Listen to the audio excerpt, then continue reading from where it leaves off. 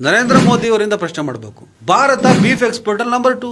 ಎತ್ತಿನ ಮಾಂಸ ಭಕ್ಷಣೆ ನಿಲ್ಲಿಸ್ಬಿಟ್ರೆ ರೈತರೆಲ್ಲ ಬೀದಿಗೆ ನಿಂತು ಇವ್ರು ಎದೆ ಮೇಲೆ ಓದಿತಾರೆ. ನಿರ್ಮಲಾ ಸೀತಾರಾಮನ್ ಹೇಳ್ತಾರೆ ಬರೀ ಕೋಣದ ಮಾಂಸ ಎಮ್ಮೆ ಮಾಂಸ ಕಳಿಸ್ತೀವಿ ನಾವು. ಮೋಸ್ಟ್ಲಿ ಅವ್ರ ಪಾರ್ಟಿಯವರು ಯಾರಾದ್ರೂ ಇರ್ಬೇಕಲ್ಲ, ಅವರೇ ಇರೋದು ಸರ್, ಅವರೇ ಇರೋದು. ಸಂಗೀತ್ ಸೋಮು ಇವರಿಗೆ ತಾಕತ್ತಿದ್ರೆ ಸವಾಲ್ ಹಾಕ್ತೀನಿ, ಹೈಯೆಸ್ಟ್ ಗೋ ಭಕ್ಷಣೆ ಮಾಡೋರು ಸಾಬ್ರಲ್ಲ ಸರ್. ಫಸ್ಟ್ ಆಫ್ ಆಲ್ ನೀವು ಈಗ ಮತ್ತೆ ನೀವು ಅದು ಯಾವ ಚಾನಲ್ ಏನ್ ಕತೆ ಅಂತ ಮತ್ತೆ ಕೇಳಕ್ ಹೋಗ್ಬೇಡಿ. ನಾನು ಯಾವತ್ತು ಸುವರ್ಣ ಗಿವರ್ಣ ಅಂತ ಹೇಳಕ್ ಹೋಗಲ್ಲ. ದೊಡ್ಡ ಪ್ರಮಾಣದಲ್ಲಿ ಬೀಫ್ ಎಕ್ಸ್ಪೋರ್ಟ್ ಮಾಡ್ಕೊಂಡು ದುಡ್ಡು ಮಾಡ್ಕೊಂಡಿದ್ದಾರೆ ಅವರೆಲ್ಲ. ಗೋಮಾಂಸ ಹೇಳ್ಬಿಡಿ ಅದನ್ನ. ಪ್ರವಾದಿ ಮೊಹಮ್ಮದ್ ಪೈಗಂಬರ್ ಅವರ ನಿಂದನೆ ಮಾಡಿದ್ರೆ ಅಂತ ಹೇಳ್ಬಿಟ್ಟು ಪೊಲೀಸ್ ಸ್ಟೇಷನ್ಗೆ ನೀವು ಬೆಂಕಿ ಇಟ್ರಿ. ಸರ್, ನೀವು ಲಾಸ್ಟ್ ಟೈಮ್ ನಾನು ನಿಮ್ದೊಂದು ವಿಡಿಯೋ ನೋಡ್ತಾ ಇದ್ದೆ, ಯಾವ್ದು ಗೋಮಾಂಸದ್ದು ಎಕ್ಸ್ಪೋರ್ಟ್ ಬಕ್ರೀದ್ ಹಿಂದಿನ ದಿನ. ಹೌದೌದು. ಸೊ ಇಲ್ಲಿ ಕೆಲವೊಬ್ರು ಅಂದ್ರೆ ನನ್ನ ಯಾವಾಗಲೂ ಓದಿದ್ದು ಕೆಲವೊಬ್ರು ಪೊಲಿಟಿಷಿಯನ್ಸ್ಗಳು ಇದ್ದಾರೆ, ಮತ್ತು ಸುಮಾರು ಜನ ಅದೇ ಬಿಸ್ನೆಸ್ಸಲ್ಲೂ ಇದ್ದಾರೆ. ಅದ್ರ ಬಗ್ಗೆ ಏನು ಹೇಳ್ತೀರ ತಾವು? ನೋಡಿ, ನಾನು ಅವಾಗ ಹೇಳ್ತಿದ್ದ ಅದೇ ಕಟ್ಟಾಗಿರೋದು. ಇಲ್ಲೆಲ್ಲ ರೋಡಲ್ಲಿ ಗೋ ಸಾಗಾಟ ಮಾಡ್ತಾ ಇರ್ತಾರೆ. ಒಬ್ಬ ಬಡಕಲೆ ಎತ್ತನ್ನ ರೈತ ಮಾರಾಟ ಮಾಡ್ತಾರೆ, ಸಣ್ಣ ಪುಟ್ಟ ರೈತರು. ದೊಡ್ಡ ಪ್ರಮಾಣದಲ್ಲಿ ಎಲ್ಲಿ ಹೋಗ್ತಾ ಇದೆ ಅನ್ನೋ ಕಾಮನ್ ಸೆನ್ಸ್ ಸಿಕ್ಕಿಲ್ಲ. ನಾವು ಗೋರಕ್ಷಕರು ಅಂತ ಹೇಳ್ಬಿಟ್ಟು ಅಡ್ಡ ಹಾಕ್ಬಿಟ್ಟು ಅವ್ನು ಹೊಡೆಯೋದು ಬಡಿಯೋದು ಕೊಲೆ ಮಾಡ್ತಾರೆ. ಮತ್ತು ಸಿದ್ದಿಕ್ ಅಂತ ಹೇಳ್ಬಿಟ್ಟು ನಮ್ಮ ಇದರಲ್ಲಿ ಆರಾಮನಗರದಲ್ಲಿ ಕೊಲೆ ಕೂಡ ಆಗೋಯ್ತದು. ಸರ್ ಇದ್ರೀಶ್ ಪಾಷಾ, ಸಿದ್ದಿಕ್ ಅಲ್ಲ ಇದ್ರೀಶ್ ಪಾಷಾ ಅಂತೇಳಿ ಕೊಲೆ ಕೇಸಲ್ಲಿ ಒಂದು ಜನ ಅರೆಸ್ಟ್ ಆಗಿ. ಹೌದೌದು. ಈ ಥರ ತುಂಬ ಕೊಲೆಗಳಾಗಿದೆ. ಗೋರಕ್ಷಣೆ ಹೆಸರಿನಲ್ಲಿ ಬಡಕಲು ಎತ್ತುಗಳನ್ನ ಮಾರಾಟ ಮಾಡೋದು ರೈತ. ಒಂದು ವೇಳೆ ನೀವು ಏನಾದರೂ ಇಲ್ಲಿ ಏನಾದರೂ ಕಂಪ್ಲೀಟ್ ಆಗಿ ಎತ್ತಿನ ಮಾಂಸ ಭಕ್ಷಣೆ ನಿಲ್ಲಿಸ್ಬಿಟ್ರೆ ರೈತರೆಲ್ಲ ಬೀದಿಗೆ ನಿಂತು ಇವ್ರು ಎದೆ ಮೇಲೆ ಓದಿತಾರೆ. ಆ ಪ್ರಮಾಣದಲ್ಲಿ ಆ ಎತ್ತುಗಳೆಲ್ಲ ಉಳ್ಕೊಂಡ್ಬಿಡ್ತವೆ. ಮಾರಾಟ ಮಾಡ್ತಾರೆ, ಅವ್ನು ಕಡ್ತಿಂತಾನೆ ಬೆಡ್ಕಲ್ ಎತ್ತು. ಪೌಷ್ಟಿಕವಾದ ಆಹಾರ ಅದು, ಯಾವುದೇ ಎತ್ತಿನ ಮಾಂಸ. ಈ ಹಸುನ ಕೆಚ್ಚಲು ಯಾರು ಕುಯ್ಯಲ್ಲ. ಸರಿ, ಈಗ ಈ ಗೋರಕ್ಷಕರು ಅಂತ ಹೇಳ್ಬಿಟ್ಟು ಇವ್ರು ಯಾರು ಅಡ್ಡ ಹಾಕ್ಬಿಟ್ಟು ಹೊಡಿತಾರಲ್ಲ, ಇವರಿಗೆ ತಾಕತ್ತಿದ್ರೆ ಇವ್ರು ಯಾರಿಗೆ ಅಡ್ಡ ಹಾಕಿ ಹೊಡಿಬೇಕು ಹೇಳಿ? ತುಂಬ ಹೆಸರುಗಳಿದ್ದಾವೆ. ಫಸ್ಟ್ ಆಫ್ ಆಲ್ ನೀವು ನರೇಂದ್ರ ಮೋದಿ ಅವರಿಂದ ಪ್ರಶ್ನೆ ಮಾಡಬೇಕು. ನೀವು ಹಿಂದುತ್ವ ಗೋ ಹೆಸರಿನಲ್ಲಿ ರಾಜಕೀಯಕ್ಕೆ ಬಂದಿದ್ದೀರಿ. ಕಂಪ್ಲೀಟ್ ಇಡೀ ದೇಶದಲ್ಲಿ ಗೋ ಹತ್ಯೆ ನಿಷೇಧ, ಗೋ ಮಾಂಸ ಭಕ್ಷಣೆ ನಿಷೇಧ, ಜೊತೆಗೆ ಎಕ್ಸ್ಪೋರ್ಟ್ ನಿಲ್ಲಿಸಿ. ಭಾರತ ಬೀಫ್ ಎಕ್ಸ್ಪೋರ್ಟ್ ಅಲ್ಲಿ ನಂಬರ್ 2. ಈಗ ಬೀಫ್ ಎಕ್ಸ್ ಅಂದರೆ ಖಾರಾ ಮೀಟ್, ಬಫೆಲೋ ಮೀಟ್, ಕೋಣದ ಮಾಂಸವನ್ನು ಮಾರ್ತೀವಿ ಅಂತ ಯಾರಿಗೆ ಹೇಳ್ತಿದ್ದೀರಾ ನೀವು ಇದನ್ನು? ನಿರ್ಮಲಾ ಸೀತಾರಾಮನ್ ಹೇಳ್ತಾರೆ ಬರೀ ಕೋಣದ ಮಾಂಸ ಎಮ್ಮೆ ಮಾಂಸ ಕಳಿಸ್ತಿದ್ದೀವಿ ನಾವು ಯಾವುದೇ ಕಾರಣ ಗೋ ಮಾಂಸ ಕಳಿಸಲ್ಲ ಅಂತೇಳಿ. ಹಸುವಿನ ಮಾಂಸ ತಿನ್ನಕ್ಕೆ ಯಾರಿಗೇನು ತಲೆ ಕೆಟ್ಟಿದ್ಯಾ, ಹುಚ್ಚಿಡ್ದಿದ್ಯಾ? ಹಸುವಿನ ಮಾಂಸ ತಿನ್ನಕ್ಕೆ ಆ್ಯಕ್ಚುಲಿ ಯೋಗ್ಯವಲ್ಲದ ಒಂದು ಮಾಂಸ ಅದು. ಎತ್ತಿನ ಮಾಂಸ ತಿಂತಾರೆ, ಕಳಿಸಲ್ವ ಇವರು ಎತ್ತಿನ ಮಾಂಸ? ಈಗ ಅಲ್ಲಿ ಮೋಸ್ಟ್ಲಿ ಫೈನಾನ್ಸ್ ಮಿನಿಸ್ಟರ್ ಹೇಳಿದ್ದು ಮೋಸ್ಟ್ಲಿ ಅವ್ರ ಪಾರ್ಟಿಯವರು ಯಾರಾದ್ರೂ ಇರ್ಬೇಕಲ್ಲ, ಅವರೇ ಇರೋದು ಸರ್, ಅವರೇ ಇರೋದು. ಸಂಗೀತ್ ಸೋಮು ಇವರೆಲ್ಲ ಮುಸಲ್ಮಾನ ಹೆಸರು ಟೈಟ್ಲ್ ಮೇಲೆ ಟೈಟ್ಲ್ ಸಾಬ್ರದ್ದು ಕಂಪನಿ. ಇವರು ಅಲ್ ಕಬೀರಾ ಅಂತ ಹೆಸರು. ಈಗ ಅಲ್ ಕಬೀರಾ ಬಂದ್ಬಿಟ್ಟು ಈಗ ಅಲ್ ಕಬೀರಾ ಎಕ್ಸ್ಪೋರ್ಟ್ ಪ್ರೈವೇಟ್ ಲಿಮಿಟೆಡ್ ಭಾರತದ್ದು ನಂಬರ್ 1 ಮೀಟ್ ಎಕ್ಸ್ಪೋರ್ಟ್ ಕಂಪನಿ ಅದು. ಅದರ ಮಾಲೀಕ ಯಾರು? ಸತೀಶ್ ಮತ್ತೆ ಅತುಲ್ ಸಬರ್ವಾಲು. ಇಲ್ಲಿ ಯಾವ್ದಾದ್ರು ಖಾನು ಸಾಬು ಯಾರಾದ್ರು ಇದೆಯಾ? ಇಲ್ಲ. ಇನ್ನು ಅರೇಬಿಯನ್ ಎಕ್ಸ್ಪೋರ್ಟ್ ಪ್ರೈವೇಟ್ ಲಿಮಿಟೆಡ್ ಅಂತ ಹೆಸರೇನು ಹೇಳಿ? Arabian export private limited. ಅದರ ಓನರ್ ಯಾರು? Sunil Kapoor, BJP person. ಆಮೇಲೆ MKR Khan frozen food export private limited. ಇದರ ಓನರ್ ಹೆಸರು ಮದನ್ ಅಬೋಟ್. ಓಕೆ, ಅದಾದ ಮೇಲೆ ಇವತ್ತು ಕರ್ನಾಟಕದಲ್ಲಿ ಭಾರಿ ದೊಡ್ಡ ಹಿಂದುತ್ವದ ರಕ್ಷಣೆ, ಹಿಂದೂಗಳ ರಕ್ಷಣೆ ಮಾಡೋದಕ್ಕೆ ಹುಟ್ಕೊಂಡವ್ರು ನಾವು ಅಂತ ಹೇಳ್ಬಿಟ್ಟು ಕೆಲವರು ಚಾನಲ್ ನಡೆಸ್ತಾ ಇದ್ದಾರೆ. ಕರ್ನಾಟಕದಲ್ಲೂ ಕೇರಳದಲ್ಲ ನಡೆಸ್ತಾ ಇದ್ದಾರೆ. ಅದರ ಮಾಲೀಕ ದೊಡ್ಡ ಪ್ರಮಾಣದಲ್ಲಿ ಬೀಫ್ ಎಕ್ಸ್ಪೋರ್ಟ್ ಮಾಡೋ ಕಂಪನಿ ಓನರು. ಈಗ ಮತ್ತೆ ನೀವು ಅದು ಯಾವ ಚಾನಲ್ ಏನು ಕತೆ ಅಂತ ಮತ್ತೆ ಕೇಳಕ್ಕೆ ಹೋಗ್ಬೇಡಿ. ನಾನು ಯಾವತ್ತು ಸುವರ್ಣ ಗಿವರ್ಣ ಅಂತ ಹೇಳಕ್ಕೆ ಹೋಗಲ್ಲ, ನನಗೆ ಸಂಬಂಧ ಇಲ್ಲ. ಅವ್ನು ಯಾರು ಬೇಕಾರಾಗಿರಲಿ ಮಾಲೀಕ. ದೊಡ್ಡ ಪ್ರಮಾಣದಲ್ಲಿ ಬೀಫ್ ಎಕ್ಸ್ಪೋರ್ಟ್ ಮಾಡಿಕೊಂಡು ದುಡ್ಡು ಮಾಡ್ಕೊಂಡಿದ್ದಾರೆ ಅವರೆಲ್ಲ. ಗೋರಕ್ಷಕರ ಕತೆ ಏನು ಗೊತ್ತಾ ನಿಮಗೆ? ಅವ್ರಿಗೆ ಈ ಕತೆ ಗೊತ್ತಿದೆ. ಅವರು ಹೊಟ್ಟೆಗೆ ಅನ್ನನೇ ತಿಂತಿರ್ತಾನೆ, ಏನು ಸಗಣಿ ತಿಂತವ? ಹೊಟ್ಟೆಗೆ ಅನ್ನ ತಿನ್ನೋ ಕಾಮನ್ ಸೆನ್ಸ್ ಇದೆ ತಾನೆ.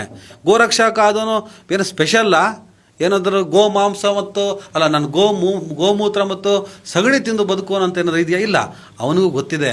ಆದರೆ ಆತ ಆ ಕೆಲಸನ ಯಾಕೆ ಮಾಡ್ತಾನೆ, ಅವ್ರ ಹತ್ರ ಆ ಕೆಲಸನ ಯಾಕೆ ಮಾಡಿಸ್ತಾರೆ ಅಂದರೆ ಬಿಕಾಸ್ ಆಫ್ ಸರ್ವೈವ್. ಅಡಿಯಿಂದ ಮುಡಿಯವರೆಗೂ ವ್ಯಾಪಾರ ಅಷ್ಟೇ ಸರ್ ಇದು.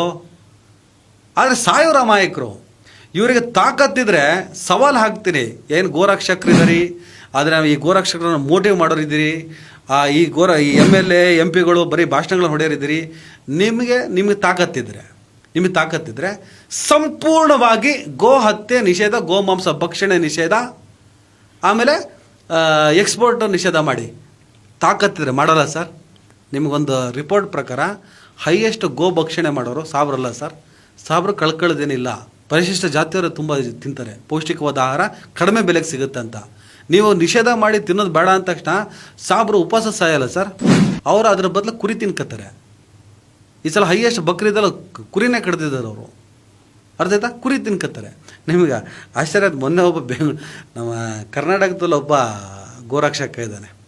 ಆತ ಸಾಬ್ರು ಏರಿಯಾಕ್ಕೆಲ್ಲ ನುಗ್ಗಿದ್ದ. ಹೆಸರು ತಗೊಳ್ಳೋದು ಬೇಡ, ಕೆಲವ್ರ ಹೆಸರನ್ನು ತಗೋಬಾರ್ದು ನಾವು. ವಿನಾಕಾರಣ ಅವ್ರನ್ನ ನಾವು ಹೈಲೈಟ್ ಮಾಡಿಬಿಡ್ತೀವಿ. ಬೇಡ, ವಿತೌಟ್ ನೇಮ್ ಹೇಳಿ. ಅವರು ಪಾಪ ಹುಡುಗ ಅದೆಲ್ಲ ಹೋದ್ನಂತೆ. ಯಾವುದೋ ಸಾಬ್ರು ಏರಿಯಾಕ್ಕೆ ಹೋಗ್ಬಿಟ್ಟು ಅಲ್ಲಿ ಎತ್ತುಗಳನ್ನು ಕಟ್ಕೊಂಡಿದ್ರು. ನೋಡಿ, ಗೋ ಮತ್ತು ದನ ಮತ್ತು ಎತ್ತು ಡಿಫ್ರೆನ್ಸ್ ಇದೆ. ಗೋಮಾಂಸ ಹೇಳ್ಬಿಡಿ ಅದನ್ನು. ಎತ್ತಿನ ಮಾಂಸ ಅಂಥೇಳಿ. ಹಸುವಿನ ಮಾಂಸ ಯಾರೂ ತಿನ್ನಲ್ಲ.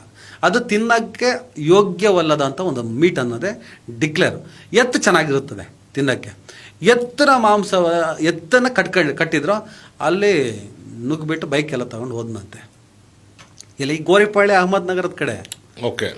ಅಲ್ಲಿನ ಕಲ್ಚರ್ ಮೊನ್ನೆ ಬಕ್ರೀದ್ ಹಿಂದಿನ ದಿನ ಗೋರಿಪಾಳ್ಯ ಅಹಮದ್ ನಗರ ಅಂದರೆ ಅಲ್ಲಿನ ಕಲ್ಚರು. ಅಲ್ಲಿ ಒಳಗಡೆ ಹೋದ್ರೆ ನಿಮಗೆ ಹಿಂದೂ ಮುಸ್ಲಿಂ ಸಿಗಲ್ಲ. ಅಲ್ಲಿನ ಕಥೆನೇ ಬೇರೆ ಸಿಗೋದು. ಅದು ಹೇಳ್ತೀನಿ ನಾನು ನಿಮಗೆ. ಏನು ಬೈಕಿಗೆಲ್ಲ ತಗೊಂಡು ಹೋದ. ನಾನು ನುಗ್ತೀನಿ, ನಾನು ಗೋರಕ್ಷಕ, ನಾನು ಸಾಬ್ರು ಏರಿಯಾ ಇದೇನೋ, ಅದು ಗೋರಿಪಾಳ್ಯ ಏನೋ ನುಗ್ಬಿಡ್ತೀನಿ ಅಂತ ನುಗ್ದ. ಪೊಲೀಸರು ಕರ್ಕೊಂಡೋದ ಒಟ್ಟಿಗೆ.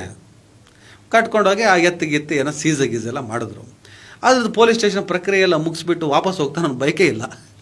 That is called Goripalya. ಅಂದರೆ ಗೋರಿಪಾಳ್ಯದೆಲ್ಲ ಬೈಕ್ ಕಳ್ರಿದಾರೆ ಅಂತ ನಾನು ಹೇಳ್ತಾ ಇಲ್ಲ. ಅಲ್ಲಿ ಬದುಕು ಹಂಗಿದೆ ಅಣ್ಣ. ಯಾವುದೋ ಒಂದು ಎತ್ತನ ರಕ್ಷಣೆ ಮಾಡೋಕೆ ಹೋಗ್ಬಿಟ್ಟು ಬೈಕ್ ಕಳ್ಕೊಂಬಿಡ. ಈಗ ಬೈಕ್ ಬೇಕು ನಂಗೆ, ಫೋನ್ಪೇ ಗೂಗಲ್ ಪೇ ಮಾಡಿ ಅಂತ ಸ್ಕ್ಯಾನರ್ ಹಾಕಿದ್ದಾನೆ. ಅದು ಬೇರೆ ದುರಂತ ನೋಡಿ ಹೆಂಗಿದೆ. ನನಗೆ ಅದು ನೋಡಿ ಪಾಪ ಅನ್ಸುತ್ತೆ. ಈ ಗೋರಕ್ಷಕರು ಪಾಡೋ ಈ ಪಾಪ ಬದುಕಕ್ಕೆ ತುಂಬ ಲಾಸು. ಈ ಯಾವುದೋ ಒಂದು ಎತ್ತನ ರಕ್ಷಣೆ ಮಾಡೋಕ್ಕೆ ಹೋಗ್ಬಿಟ್ಟು ಅಲ್ಲ 1.5 ಲಕ್ಷದ ಬೈಕ್ ಕಳ್ಕೊಂಬರ್ತಾರೆ. ನಾನು ಹೇಳಿದೆ, ನೋಡಪ್ಪ, ನೀನು ಅಲ್ಲಿನ ಎತ್ತು ಹೋಯ್ತೋ ಬಿಡ್ತೋ ಗೊತ್ತಿಲ್ಲ, ನಿನ್ನ ಬೈಕ್ ಹೋಯ್ತಲ್ವಾ. That is called Goripalya. ಗೋರಿಪಾಳ್ಯನೇ ಹಂಗಿದೆ. ಅಲ್ಲಿನ ವಾತಾವರಣ ನಾವು ತಲೆ ಕೆಡಿಸ್ಕೊಂಡಿಲ್ಲ. ನೀನು ಆ ಕಡೆ ಹೋಗ್ತಿದ್ದಂಗೆ ಈ ಕಾಡ್ರೆ ಅಂದಿರ್ತ ಅವ್ನು ಕೆಲಸ ಮಾಡ್ಕೊಂಡು ಹೋಗ್ಬಿಟ್ಟಿದ್ದಾನಲ್ಲಿ. ಅಲ್ಲ, ನಿಜವಾಗ್ಲೂ ಅಲ್ಲಿ ನಾನು ಫನ್ ಆಗಿ ಒಂದು ಫನ್ ಅಂತ ಇರುತ್ತೆ. ಇನ್ನು ನಿಜವಾಗ್ಲೂ ಹೇಳ್ಬೇಕಂದ್ರೆ ಗೌರಿಪಾಳ್ಯದ ಕಥೆ ಏನು? ಯಾಕೆಂದ್ರೆ ಗೌರಿಪಾಳ್ಯ ಇತ್ತೀಚೆಗೆಲ್ಲ ಸ್ವಲ್ಪ ನಮ್ಮ ಜಡ್ಜ್ ಕೂಡ ಏನಾಗಿದೆ ಸರ್ ಅಂದ್ರೆ ಗೌರಿಪಾಳ್ಯದಲ್ಲಿ ಬೈಕ್ ಹೋದ ತಕ್ಷಣ ಅಲ್ಲೆಲ್ಲ ಅದಕ್ಕೋಸ್ಕರನೇ ಹೇಳ್ತಾರೆ. ಕಳ್ರಂತ ಅಲ್ಲ, ಕೆಲವರು ಇರ್ತಾರೆ ಬಿಕಾಸ್ ಆಫ್ ಕೆಲವೊಂದು ಏರಿಯಾಗಳು ಎಜುಕೇಟ್ ಆಗಬೇಕು. ನಮ್ಮ ಅದರಲ್ಲಿ ಮುಸ್ಲಿಂ ಏರಿಯಾಗಳು ಪಾದ್ರಾಯನಪುರ ಇಂಥಲ್ಲೆಲ್ಲ ತುಂಬ ಕೆಟ್ಟ ಅವ್ಯವಸ್ಥೆ ಇದೆ. ನಾವು ಬರೀ ಒಂದು ಸೈಡ್ ಮಾತಾಡ್ತಾ ಹೋಗೋದಲ್ಲ, ಇನ್ನೊಂದು ಕಡೆನೂ ಇದೆ ಪ್ರಾಬ್ಲಮ್ಗಳು. ಈಗ ನಿಮಗೆ ಪುಲಿಕೇಶಿ ನಗರ ಪೊಲೀಸ್ ಸ್ಟೇಷನ್, ಡಿಜಹಳ್ಳಿ ಪೊಲೀಸ್ ಸ್ಟೇಷನ್ ಬೆಂಕಿ ಹಾಕಿದ್ರು. ಪ್ರವಾದಿ ನಿಂದನೆ ಮಾಡಿದ್ರು ಅಂತ ಬೆಂಕಿ ಹಾಕಿದ್ರು. ಈ ಪ್ರವಾದಿ ಮೊಹಮ್ಮದ್ ಪೈಗಂಬರು ಒಂದು ಸಲ ತಮ್ಮ ಅನುಯಾಯಿಗಳ ಜೊತೆ ನಡ್ಕೊಂಡು ಹೋಗ್ತಿರ್ತಾರಂತೆ. ಅವ್ರನ್ನ ಕಂಡರಾಗದಂಥ ಒಬ್ಬ ಯಹೂದಿ ಮಹಿಳೆ ಅವ್ರ ಮೇಲೆ ಈ ಕಸ ಇರುತ್ತಲ್ಲ, ಕೊಳ್ತೋಗಿರೋಂಥ ಒಂದು ಕಸನ ತೆಗೆದು ಬಿಸಾಕ್ತಾರಂತೆ. ಪ್ರವಾದಿ ಮೊಹಮ್ಮದ್ ಪೈಗಂಬರ್ ಮೇಲೆ ಬೀಳುತ್ತಂತೆ. ಅವ್ರು ಹಿಂಗೆ ಕೊಡ್ಕೊಂಡು ಮುಂದೆ ಹೋಗ್ತಾರೆ.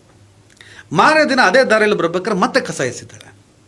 ಮತ್ತೆ ಅವ್ರ ಮೈ ಮೇಲೆ ಬೀಳ್ತದೆ, ಮತ್ತೆ ಕೊಡ್ಕೊಂಡು ಹೋಗ್ತಾರೆ. ಮಾರನೇ ದಿನ ಮತ್ತೆ ಬರಬೇಕಾದ್ರೆ ಅವಳು ಕಸ ಎಸಿಯಲ್ಲ, ಸೀದಾ ಹೋಗ್ಬಿಡ್ತಾರೆ. ಇನ್ನೊಂದು ದಿನ ಬರ್ತಾರೆ, ಮತ್ತೆ ಕಸ ಎಸಿಯಲ್ಲ. ಅರೆ ಯಾಕೆ ಎಸಿತಿಲ್ಲ ಅಂತ ನೋಡೋಕ್ಕಂತ ಹೋಗ್ತಾರೆ. ಅವಳಿಗೆ ಹುಷಾರಿಲ್ಲದ ಮಲಗಿರ್ತಾಳೆ ಹೆಂಗಸು. ಏನಮ್ಮ ಹುಷಾರಿಲ್ವಾ, ಏನಾಯಿತು ಅಂತಲೇ ಆರೈಕೆ ಮಾಡ್ತಾರೆ. ಏನೆಲ್ಲ 2 ದಿವಸ ಕಸ ಎಸ್ದೆ, 2 ದಿವಸ ಕಸ ಎಸ್ದಿಲ್ವಲ್ಲ, ಅದಕ್ಕೆ ಏನಾಯ್ತು ನೋಡೋಣ ಅಂತ ಬಂದೆ, ಹೇಗಿದೆಯಮ್ಮ, ಚೆನ್ನಾಗಿದೆ ಅಂತ ಆರೈಕೆ ಮಾಡ್ತಾರಂತೆ. ಮೋಟಿವ್ ಏನು ಅಂದರೆ, ತನ್ನ ಮೇಲೆ ಕಸ ಎಸೆದವರನ್ನು, ತನ್ನ ಮೇಲೆ ದೌರ್ಜನ್ಯ ಮಾಡಿದವರನ್ನು ಕ್ಷಮಿಸುವಂತಹ ಗುಣ ಇರುವಂಥ ಪ್ರವಾದಿ ಮೊಹಮ್ಮದ್ ಪೈಗಂಬರ್.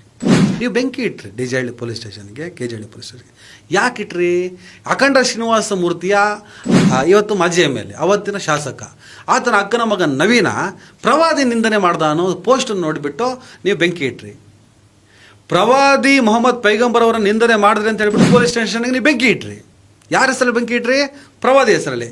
ಯಾವ ಪ್ರವಾದಿ? ತನ್ನ ಮೇಲೆ ಕಸ ಎಸೆದವರನ್ನು ಕ್ಷಮಿಸಿದ ಪ್ರವಾದಿ ಹೆಸರಲ್ಲಿ.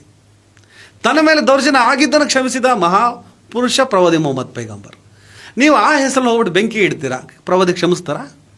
ಆಯ್ತು, ಅವನ ಕಿಡಿಗೇಡಿ ಕೆಟ್ಟ ಪೋಸ್ಟ್ ಕ್ರಿಯೇಟ್ ಮಾಡ್ದ, ಪೊಲೀಸ್ ಠಾಣೆಗಳಿದ್ದಾವೆ, ಆಯ್ತು ಕೇಸ್ ತಗೊಳಕ್ಕೆ ಹಿಂದೆ ಮುಂದೆ ಯೋಚನೆ ಮಾಡಿದ್ರು. ಆ ಕೇಸ್ ತಗೊಳಕ್ಕೋಸ್ಕರ ಸಣ್ಣ ಪ್ರತಿಭಟನೆ ಮಾಡಿ, ನೋ ಪ್ರಾಬ್ಲಮ್. ಬೆಂಕಿ ಇಟ್ಬಿಟ್ರೆ ಪ್ರವಾದಿ ಮೆಚ್ಚಿ ಏನಪ್ಪ ನೀವು ಬಂದ್ರ ಸ್ವರ್ಗದಲ್ಲಿ ಆರಾಮಲ್ಲಿ ಎಂಜಾಯ್ ಮಾಡೋಣ, ಕರ್ಕೊಂಡು ಹೋಗ್ಬಿಡ್ತಾರ ಸ್ವರ್ಗಕ್ಕೆ? ಸರ್, ಇದಕ್ಕೆಲ್ಲ ಏನು ಕಾರಣ ಅಂದರೆ ಎಜುಕೇಶನ್. ಹೆಚ್ಚಿನ ವಿಡಿಯೋಗಳಿಗೆ ಪ್ರತಿಧ್ವನಿ ಯೂಟ್ಯೂಬ್ ಚಾನೆಲ್ ಸಬ್ಸ್ಕ್ರೈಬ್ ಮಾಡಿ, ಬೆಲ್ ಐಕಾನ್ ಕ್ಲಿಕ್ ಮಾಡಿ.